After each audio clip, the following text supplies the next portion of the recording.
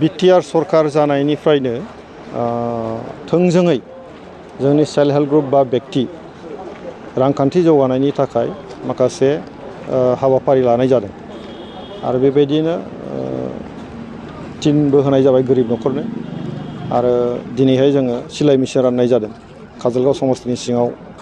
जायफ्रा सिलाइ मेचिनखौ लानानै रांखान्थि भाबै जौगाहोनो हागोन थ' 80 जन व्यक्ति बा ग्रुपनो दिनै होनाय जाबाय आरो बिथांमोना बे सिलाइ मेचिनखौ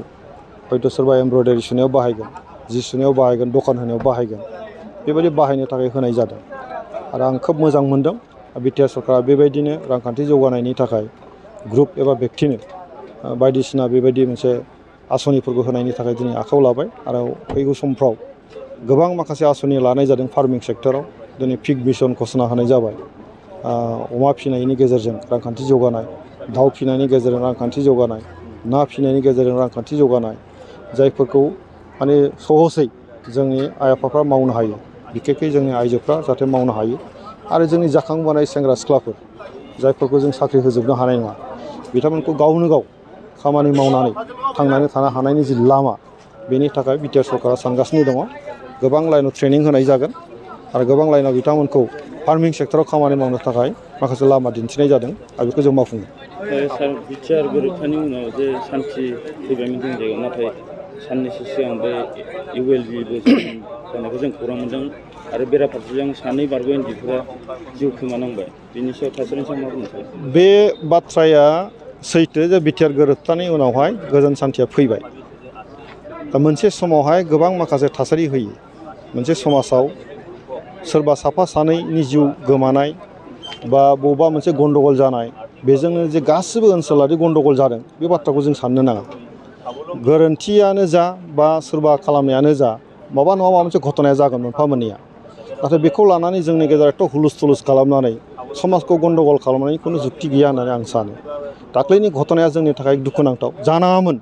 बे खिन्थु जालांबाय सोरनिबा सोरनिबा भुला हयथ' जालांबाय खिन्थु बे भुलफोरखौ गावजों गाव हमथाबलायनानै जुजिलायबाय थानायनिथ' खुनु जुक्ति गैया जि जालांबाय दा बिनि थाखाय मोनसे जास्टिस नागिरदों दिनै जास्टिसखौ मोनगोन सरकाराबो दिनै फोजावबाय जे बेहाय इनकुवारि खालामनाय जागोन होननानै बुंनाय जादों इनकुवारियाव जि फैयो दसे बेक्तिया दसिखौ मोनगोन दा जाय न'खर थालांबाय दिनै न'खरनि थाखायथ' दिनै बिटिआर सरकाराबो फोसावबाय साख्रि होनायनि बाथ्रा बुंबाय थ' बेजों समाजा थांनानै थागोन खिन्थु बे घटनाखौ लानानै बायदिसिना राजनितिक उद्देश्यजों जुदि दावराव खालामनो जुदि नागिरोबा बेखौ जोङो गोजोना गैला दावराव जाबाय बिदि होननानैथ' जुक्ति गैया थ' गतिके आंना स्पस्त' जे जिखिनि जालांदों जानाङामोन जालांबाय बेनि थाखाय जों बयबो दुखु दङ आरो बे न'खरखौ मदद होनाया बयनिबो दायथ' जास्टिसखौ जों बयबो बिदों बेखौ जों होलायनो थाखाय जों नाजादों दिनै सरकार दं जोंनि गेजेराव बिटिआर सरकार दङ आसाम सरकार जोंनि गेजेराव दङ सरकाराबो फोसावबाय थ' आं सानो बेखौ लानानै जि नांलायनाया बे क्ल'ज जानांसिगौ आरो फैबाय थानाय समावहाय बिटिआर सरकारा जि जौगानायनि राहा लादों आसाम सरकारा बिटिआरखौ जौगानायनि जि राहा लादों बेखौ जों बोरैहाय साबसिननिफ्राय हामसिनै मावफुंलांनो हायो बे गासैबो थासारिखौ जों नोजोर होनानै दिनै ज' खामानि मावलायनायनिसो दिनै थासारि फैदों होननानै आं सानो आङो खावलायगोन आगोलाव NLFB जोनोम जाबाय बिथांमोना दिनैहाय साननैसोनि उनावनो फैफिनबाय बे जोंनि थाखाय खोब मोजां आरो माबा मोनसे गोरोन्थि बुजिलायनायनि गेजेरजों ULB जोनोम जाबाय आं सानो बे जोनोम जानायाव माखासे खुद्रिनाया थागोन खिन्थु बिदि होननानै आखायाव हाथियार लानानै जे गोलाव संग्राम खालामनायनि गेजेरजों बर' जाथिनि थाखाय माबा मोनसे मावगोन बे खुनुदिन जाफुंनाय नङा खारन जोङो बर' जाथिया आखायाव हाथियार लानानै संग्रामबो खालामबोखांबाय आरो जों गणतान्त्रिक भाबै संग्रामखौ जों खालामबाय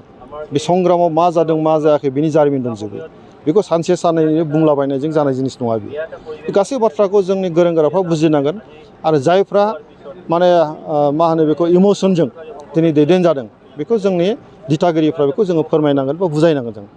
आं सानो दा जिखिनि थासारि फैदों साननैसोनि उनावनो जोबलांगोन आरो जायफ्रा दिनै ULBनि नाम लानानै बायदिसिना थासारि दिनै सोरजिनो नागिरदों बियो जाफुंसारबो जानाय नङा आरो बेखौ खालामनाया थिग जानाय नङा बिथांमोना थाबैनो जोंनि रायजोनि गेजेराव फैनानै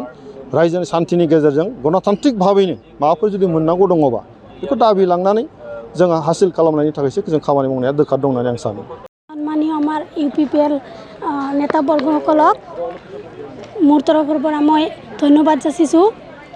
আমাক যি আজি এই চিলাই মেচিন দি আমাক যি আমাৰ যি বেকাৰত্ব আছে এই বেকাৰত্বটো আমাৰ UPPLৰ নেতাবৰ্গসকলে দূৰ কৰিছে এইটোৰ কাৰণে আমি বহুত সুখী হৈছোঁ আমি মেচিনটো পোৱাৰ কাৰণে আৰু এইটোৰ কাৰণে মই মোৰ অন্তৰৰ পৰা সকলো নেতাবৰ্গক আৰু আমাৰ UPPL দলটোৰ দীৰ্ঘায়ু কামনা কৰি মই মোৰ তৰফৰ পৰা আন্তৰিক ধন্যবাদ জ্ঞাপন কৰিছোঁ মই মানে এনে মাৰ্কেটিং হিচাপত ব্যৱহাৰ নকৰোঁ মানে ব্যক্তিগত হিচাপে কৰিম আৰু এইখিনিৰ পৰা আমাৰ যি অৰ্থনৈতিক যি আয় হ'ব সেইটোৰ কাৰণে মানে আমি ব্যৱহাৰ কৰিম আৰু এইটোক আমি একেবাৰে সৎভাৱে যিটো কামত ব্যৱহাৰ কৰিব লাগে ঠিক তেনেদৰে আমি এইটো ব্যৱহাৰ কৰি অৰ্থনৈতিক দিশত আগুৱাই যাম